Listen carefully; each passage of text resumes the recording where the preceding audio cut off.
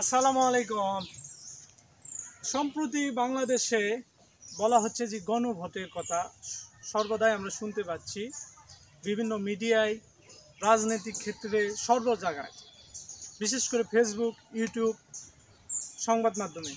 তো আপনারা অনেকে জানেন যে গণভোট কী, বা অনেকে জানে না যে গণভোটটা কী। তো ব্যাপারটা হচ্ছে গণভোট, আজকে আমি এটা নিয়ে আলোচনা করব। মূল টপিক যে গণভোটটা কী। তো গণভোটটা হলো এমন একটা প্রক্রিয়া যার মাধ্যমে দেশের কোনো আইন সংশোধন, অর্থাৎ প্রশাসনিক বা সাংবিধানিক যে কোনো ক্ষেত্রে জনগণের সরাসরি একটা অংশগ্রহণকরণ প্রক্রিয়া। আমি আরও বিস্তারিতভাবে আপনাদেরকে বুঝে দিচ্ছি। গণভোটটা হলো এমন একটা প্রক্রিয়া যার মাধ্যমে জনগণ সরাসরি এতে অংশগ্রহণ করে। আর এই জনগণ অংশগ্রহণ করেন একটা ভোটের মাধ্যমে, সেটা হলো হ্যাঁ ভোট আর না ভোট। যদি হ্যাঁ ভোটটা বেশি পড়ে তাহলে এটা পাস হবে, আর যদি হ্যাঁ ভোটটা বেশি না পড়ে না ভোটটা পড়ে তাহলে এটা বাতিল হয়ে যাবে। আশা করি আপনারা বুঝতে পেরেছেন। আর বাংলাদেশে গণভোট কয়বার হয়েছে এটাও আমি একটু পরে আলোচনা করব। তার আগে বলি গণভোটটা কেন হয়।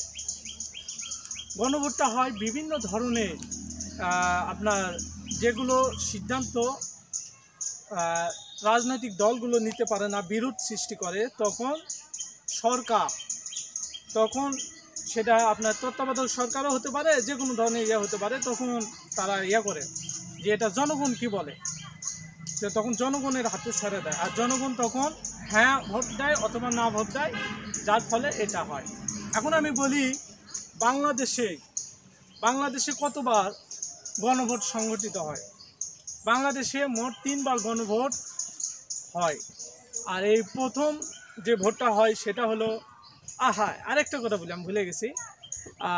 বাংলাদেশে গণভোটটা তিনবার হয়। এই 3বার মধ্যে 2বারই হলো আপনার প্রশাসনিক, আর 1বার হলো সাংবিধানিক।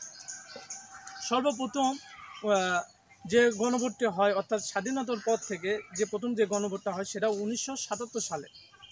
আর এটার বিষয় ছিল, আপনি কি মেজর জিয়াউর রহমানের নীতি অনুসরণ করেন কি না। এটা ভোটে দেখা গিয়েছিল 98.5% মানুষ এই গণভোটটি মানে গ্রহণ করে, মানে তার শাসনটা তারা মানে নেয়, হ্যাঁ ভোট দেয় 98%। 100 জনের মধ্যে 98টা মানুষ এটাকে হ্যাঁ দেয়, যা আপনারা বুঝতেই পারলেন। তো দ্বিতীয়টা যেটা গণভোট হয় বাংলাদেশে 1985 সালে, এটার বিষয় ছিল, আপনি কি এরশাদের ক্ষমতাকে বৈধতা দেন। অর্থাৎ প্রশ্নটা ছিল, জাতীয় সংসদের আগ পর্যন্ত এরশাদের ক্ষমতাকে আপনি বৈধতা কি দেন, হ্যাঁ অর না। এখানে 94% মানুষ হ্যাঁ ভোট দিয়েছিল, অর্থাৎ এই গণভোটটি পাস হয়েছিল, বাংলাদেশের মানুষ এটা মেনে নিয়েছিল। তৃতীয়টা যে গণভোটটা হয় সেটা হলো আপনার 1991 সালে, দ্বাদশ সংসদীয় সরকার ব্যবস্থা, এটা হয় আর কি। এখানে আপনার এরশাদ তখন এখানে তখন ছিল বাংলাদেশের শাসন সরকার ব্যবস্থা ছিল রাষ্ট্রপতি শাসিত সরকার। পরে এই তৃতীয় গণভোটের মাধ্যমে সেটা আবার সংসদীয় সরকার ব্যবস্থা ফিরে আসে। আর এই সংসদীয় সরকার ব্যবস্থায় 1984 সালে 84% মানুষ হ্যাঁ ভোট দেয়, যার কারণে এটা মঞ্জুর হয় এই আইনটি। সরকার ব্যবস্থা এখনও বর্তমানে এটাই চলতেছে, সংসদীয় সরকার ব্যবস্থা, যে সরকার ব্যবস্থা মন্ত্রী পরিষদ বা সংসদের হাতে ন্যস্ত থাকে।